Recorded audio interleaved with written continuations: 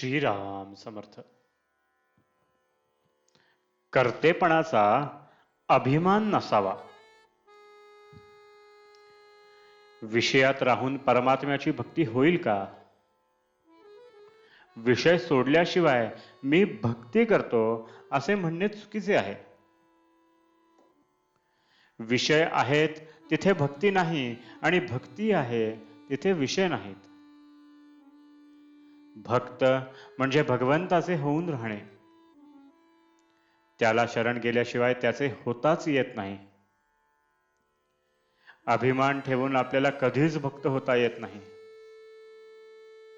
प्रथम अभिमान कसा नाहीसा होईल ते पहावे आणि तसे वागण्याचा प्रयत्न करावा. आपण प्रपंचात मी करीन तसे होईल या भावनेने वागत असतो. परवाच एक जण आले होते. त्यांना त्यावेळी पाहून कोणीही म्हटले असते की हे थोड्याच दिवसांचे सोबती आहेत, तरीही मी अमुक करीन, मी तमुक करीन असे ते म्हणतच होते. आयुष्याच्या शेवटच्या घटकेलाही केवढा तो अभिमान.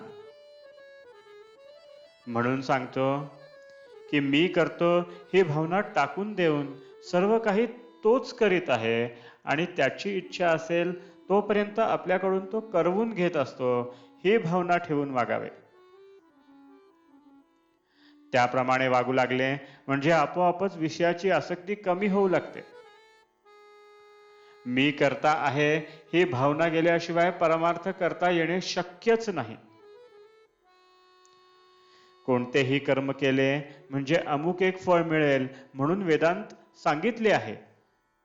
त्यावरून वेद हे विषयासक्ती वाढवतात असे काही जण म्हणतात. पण वडील माणसे जसे औषध देताना गुळाचा खडा दाखवितात त्याप्रमाणे ते आहे.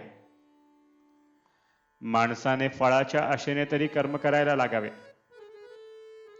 तो कर्म करू लागला म्हणजे आपोआपच फळावरची त्याची आसक्ती कमी होत जाते आणि पुढे अभिमान जाऊन मी करता नसून तोच करवीत आहे असे वाटू लागते.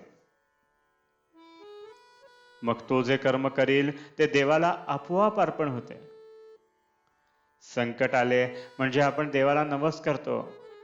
देवाने मनासारखे दिले नाही म्हणजे देवात अर्थ नाही असे म्हणतो.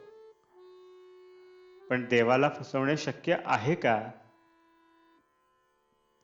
तो म्हणतो हा सुखात असताना माझी आठवणही काढीत नव्हता आणि आता आठवण करतो आहे.